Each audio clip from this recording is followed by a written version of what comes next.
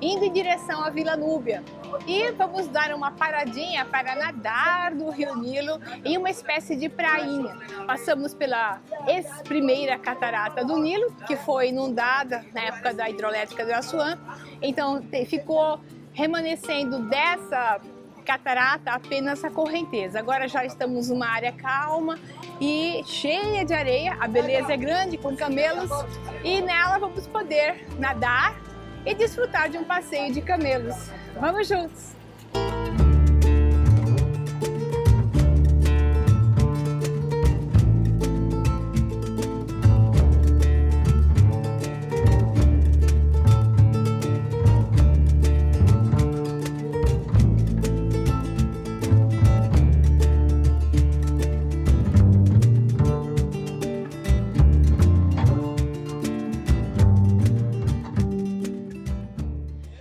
Literalmente com os pés na água.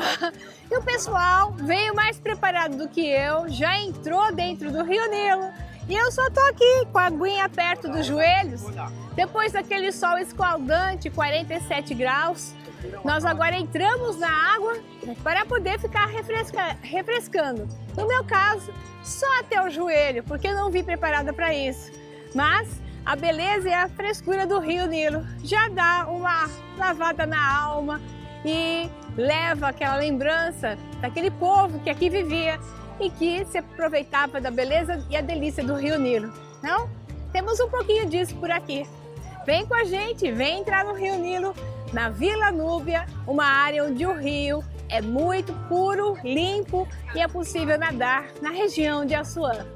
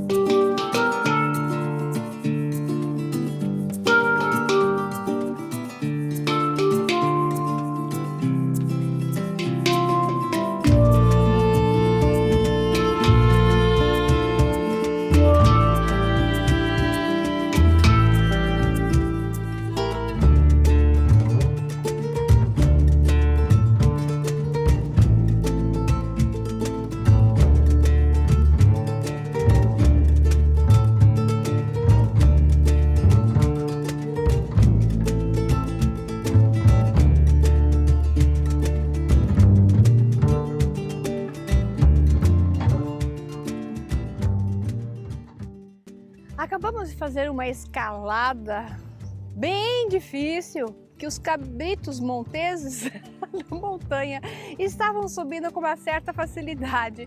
Mas eu e a equipe que está toda junta, realmente tivemos um pouco de dificuldade. Depois de coletar o ar novamente, agora eu pude parar para dizer para vocês que nós estamos aqui na região de Assuã, no alto de uma montanha, e vou subir mais um pouquinho para ver toda a visão do Rio Nilo de lá.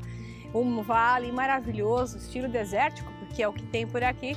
Uma entrada do Rio Nilo com alguns trechos para baixo, onde vamos fazer uma meditação. Então, isto é um parque que fecha às 4 horas da tarde. Agora são 6h30, o sol ainda está presente, mas já tentando se apagar. E nós vamos fazer uma meditação. Esse parque fecha às 4, mas está aberto para nós. Fizeram o favor de deixar aberto, contratado pelo nosso guia, para que pudéssemos fazer esse trabalho aqui no Apu, como dizem os incas ou os povos andinos, mas aqui no Egito não é diferente. No alto da montanha sempre é um lugar sagrado e nós vamos agora nos reunir para coletar essas energias do dia. Já tomamos um banho no Rio Nilo, nos banhamos na região de Assuã, ali na Vila Núbia, onde as águas são cristalinas. E agora vamos lá em cima, caminhar mais um pouquinho para uma bela meditação. Então, venha conosco.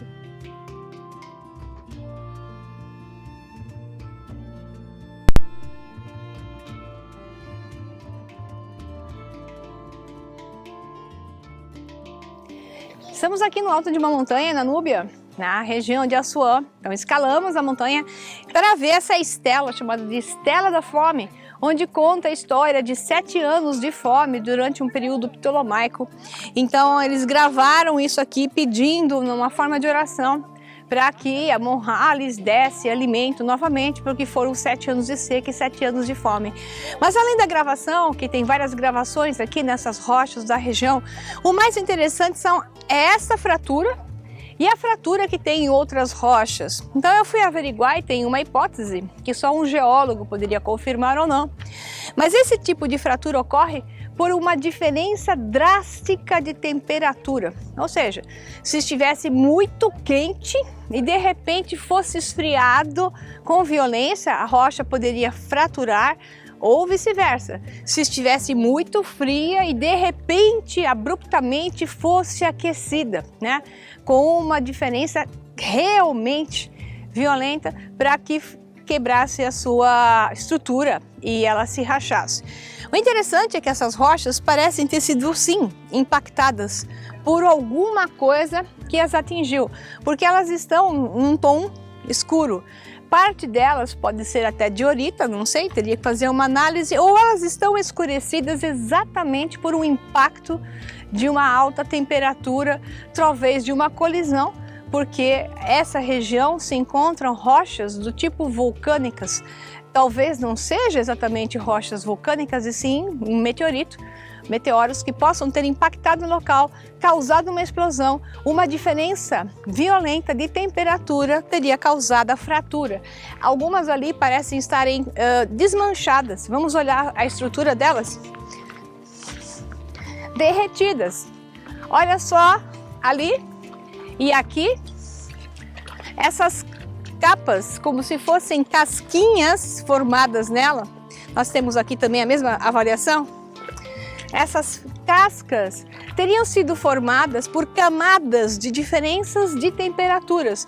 Portanto, se este local teve submetido a uma explosão, a um impacto de temperatura muito alto, poderia ter causado isso. Ou o contrário, em que época isso aconteceu? Não temos a menor ideia. A temperatura que elas ficam submetidas é muito alta. O Sol ficou hoje a 45 graus. Então elas estão mantendo uma alta temperatura, um esfriamento imediato poderia ter causado isso. Novamente aqui, essa estrutura, se ela for rica em silicato de alumínio, por exemplo, silicatos em geral, elas poderiam formar essas camadas como feldspatos. Mas eu não sei, essas rochas estão escurecidas. Eu gostaria de realmente ter uma amostra interna para ver se o escurecimento é da temperatura a qual elas foram submetidas. Talvez a parte interna, o que parece algumas, sejam rochas mais claras. Isso explicaria realmente o que parece terem passado por uma estrutura amorfa, por estarem nessa forma de bolinha, terem passado por uma estrutura amorfa e de repente foram cristalizadas. São hipóteses porque a estrutura aqui de fato é muito estranha, chama muita atenção e as fraturas são constantes. Olhando a que tem ali, vejamos essa fratura. Mais uma fratura fenomenal aqui e novamente as camadas em todas elas como se fossem lâminas. Então é um caso para um geólogo poder explicar isso melhor, uma nova fratura ali. Essas rochas sofreram diferentes temperaturas numa única situação, num período de segundos, para gerar esse tipo de problema e estrutura. Um enigma.